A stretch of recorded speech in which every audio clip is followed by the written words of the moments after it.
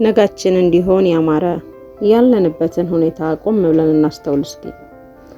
ለምን መሰላችሁ? ከብዙ ችግሮቻችን መሃል የመፍትሄ ፍንጭ ልናገኝ እንችላለንና። መገኛችን ከአንድ ምንጭ ሆኖ ሳለ የሁለቱ ጾታዊ ያለመግባባት ስለምን እስከዚህ ደረሰ?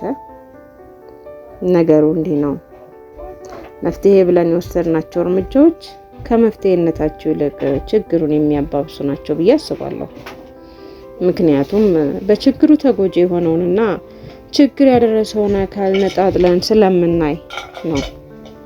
በመጀመሪያ ሁለቱን መለየት አንችልም። ለምን ካላችሁ ተፈጥሮ ነውና።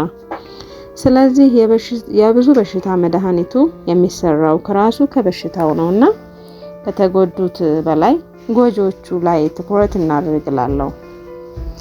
ወንድሞቻችን፣ ጓደኞቻችን፣ ባላችን፣ አባታችን ያልተቀበለውን ያላመነበትን ነገር ለሴት ብቻ እያስተማረን ብቁ ብናደርጋቸው መጨረሻቸው ጦርነት ነው እንጂ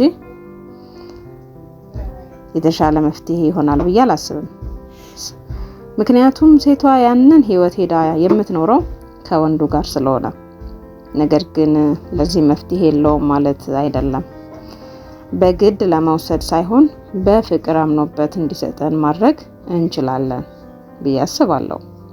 ምክንያቱም መንገዱ ነው እንጂ የጠፋባቸው ሰላሙን ሁሉም ይፈልገዋል።